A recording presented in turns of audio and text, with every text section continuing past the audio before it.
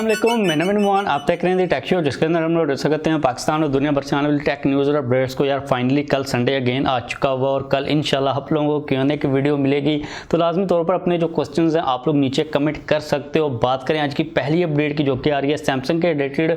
तो सैमसंग की जो मैक्सिको के अंदर वेबसाइट है, उन लोगों ने क्या किया कि जो S21 FE है उसको अपनी वेबसाइट के ऊपर मैंशन कर दिया और साथ में एक लिंक भी लगा दिया। जब उस लिंक के ऊपर क्लिक किया गया तो उसके आगे कोई चीज़ नहीं थी, बल्कि S21 सीरीज़ के दरमियान में एक कंपैरिजन था। लेकिन एक इंटरेस्टिंग चीज़ ये है कि उन लोगों ने वहाँ पर उस पोस्टर को क्यों लगाया। कुछ लोग कह रहे हैं कि एक्सीडेंटली लगा दिया, लेकिन मुझे पर्सनली तौर पर लगता है कि ये जो वेबसाइट्स के ऊपर लिस्टिंग हो जाती है पहले से, ये इतनी ईजीली होती नहीं है कि आप लोगों से व्हाट्सएप के ऊपर कोई गलत तस्वीर सेंड होगी।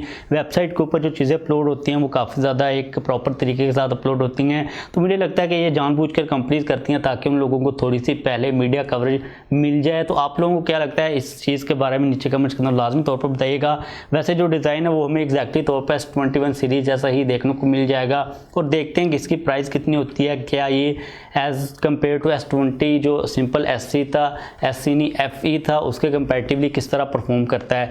बात करें अगली अपडेट की, जो कि आ रही है रेडमी के रिलेटेड। तो अभी रिसेंटली रेडमी ने K40 का गेमिंग एडिशन इंट्रोड्यूस करवाया, जिसके बाद रेडमी के जनरल मैनेजर ने ये कहा है कि भाई हम लोग जो गेमिंग पूरी मार्केट है ना उसको थोड़ा सा पॉपुलराइज करने के ऊपर अब फोकस करेंगे, क्योंकि आप लोगों को पता है कि आजकल मिड रेंज के अंदर या फिर बजट कैटेगरी के अंदर जो गेमिंग स्मार्टफोन्स हैं उनके ऊपर कंपनीज इतना को खास फोकस नहीं करी। हमें चंद ही कंपनीज मिलती हैं जो कि डेडिकेटेडली गेमिंग फोन्स को बनाती हैं और उनकी जो प्राइजेस होती हैं वो भी काफ़ी ज़्यादा होती हैं। तो अब रेडमी स्पेशली तौर पर डेडिकेटेडली गेमिंग मार्केट के अंदर जंपिंग करने वाला है, स्पेशली तौर पर बजट गेमिंग मार्केट के अंदर वो जंपिंग करेंगे। अगर हम लोग रेडमी के इस गेमिंग फ़ोन के ऊपर भी देख लेते हैं तो इसकी भी जो प्राइस है वो काफ़ी हद तक नॉर्मली है, मतलब कि एक एग्रेसिव प्राइस है। तो लेट्स सी फ्यूचर के अंदर रेडमी के कौन कौन से हमें नए गेमिंग फ़ोन्स देखने को मिलते हैं। वैसे मुझे लगता है कि जो रेडमी है ना एक नई गेमिंग सीरीज़ को स्टार्ट कर लेगा, उसके बाद हमें हर साल उसके अंदर अपडेट्स देखने को मिला करेंगी।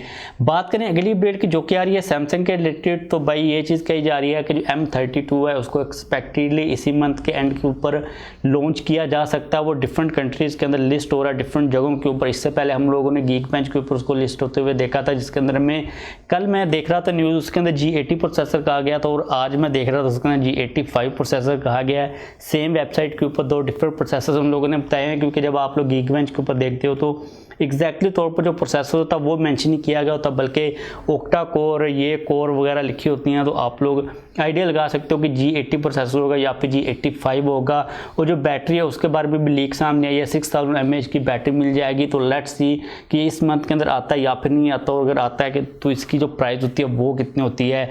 इसके बाद अगली अपडेट यहाँ पर आ रही है वो भी अगेन सैमसंग के रिलेटेड ही आ रही है, लेकिन ये आ रही है Z Fold 3 के बारे में। अभी रिसेंटली वो 3C सर्टिफिकेशन के ऊपर लिस्ट हुआ और ये चीज़ बताई जा रही है कि उसके अंदर हमें जो चार्जर मिलेगा उसकी रेटिंग कोई 25 वाट। अब ये काफ़ी एक स्टूपिड सी चीज़ लगती है कि आपका सबसे high and smartphone, folding phone और वो भी फ्लैगशिप, उसके अंदर आप लोग 25 वाट का चार्जर दे रहे हो। लेकिन एक चीज़ ये हम लोग अभी कंफर्म नहीं कह सकते कि अगर चार्जर 25 वाट का मिल रहा है तो उसके अंदर जो मैक्सिमम चार्जिंग की सपोर्ट आएगी वो भी 25 वाट का आएगी। मे बी वो इससे काफ़ी ज़्यादा हायर हो, लेकिन आप लोगों को पता है कि कंपनीज हायर सपोर्ट तो दे देती हैं, लेकिन जो चार्जर देती हैं वो काफ़ी ज़्यादा कम रेटिंग वाला दे रही होती हैं। इसके अलावा ये चीज़ कही जा रही है कि उसके अंदर में जो बैटरी मिलेगी वो भी 4400 mAh की मिलेगी, जो कि अगेन आज के स्टैंडर्ड्स के अकॉर्डिंगली कोई इतनी खास मैसिव बैटरी नहीं है। और स्पेशली तौर पर फोल्डिंग फ़ोन्स के अंदर जो डिस्प्ले होता है वो भी बड़ा होता है, 2 डिस्प्ले होते हैं, मल्टीपल कैमराज होते हैं। तो लेट्स सी कि सैमसंग का क्या गेम प्लान है अपने इस फोल्डिंग स्मार्टफोन को लेके। बात करें अगली अपडेट की, जो कि काफ़ी इंटरेस्टिंग आ रही है Huawei की कार के रिलेटेड। तो अभी रिसेंटली Huawei ने अपनी कार को इंट्रोड्यूस करवा दिया, जो कि बेसिकली एक इलेक्ट्रिक SUV कार है।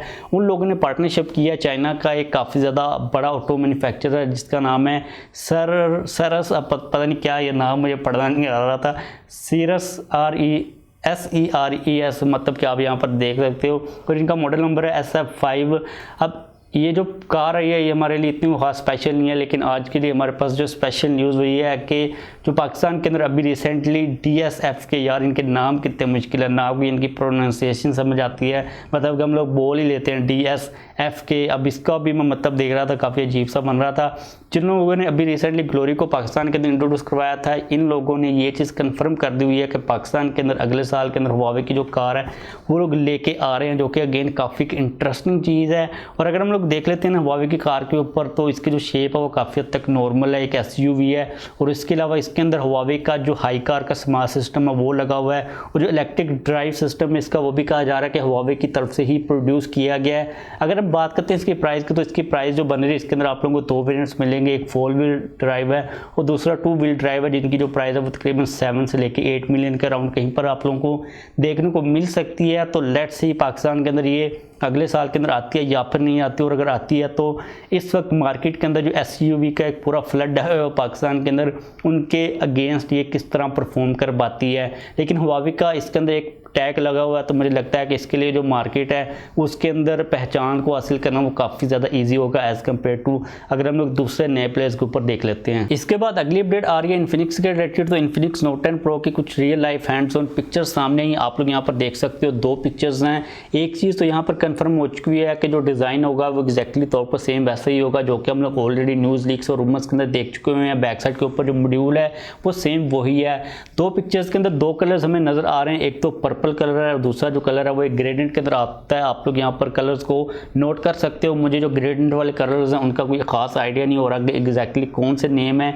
अब अगर हम लोग स्पेसिफिकेशंस की बात करते हैं तो ऑलरेडी हमें सारी की सारी स्पेसिफिकेशंस तो लीक्स के अंदर पता चल ही चुकी हैं। आप लोगों को IPS LCD डिस्प्ले मिलेगा 90 हर्ट्ज का रिफ्रेश रेट के साथ, और MediaTek का Helio G85 में 95 प्रोसेसर होगा, जो कि अगेन हम लोग ऑलरेडी काफ़ी ज़्यादा स्मार्टफोन्स के अंदर देख चुके हैं। इससे पहले हमें Realme 8 के अंदर ये प्रोसेसर मिला, और जो Redmi Note 10S है उसके अंदर भी सेम यही प्रोसेसर होगा। तो लेट्स सी इस स्मार्टफोन की जो प्राइस होती है वो कितनी होती है।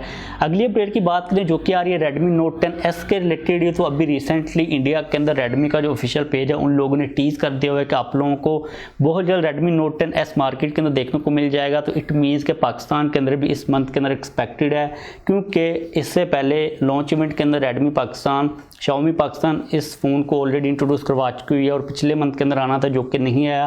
तो होप्स हो कि इस मंथ के अंदर आप लोगों को पाकिस्तान के अंदर भी ये लॉन्च होता हुआ नज़र आ जाएगा। जो पिक्चर सामने आई इंडिया के अंदर लोगों ने टीज किया है बॉक्स की, उसके ऊपर सारी की सारी स्पेसिफिकेशंस को मेंशन कर दिया गया। फॉर एग्जांपल आप लोगों को MIUI 12.5 यहाँ पर देखने को मिल जाएगा, परफॉर्मेंस बैटरी 64 मेगापिक्सल, उसके अलावा कलर्स वगैरह को मेंशन किया गया, और G95 इसके अंदर प्रोसेसर होगा।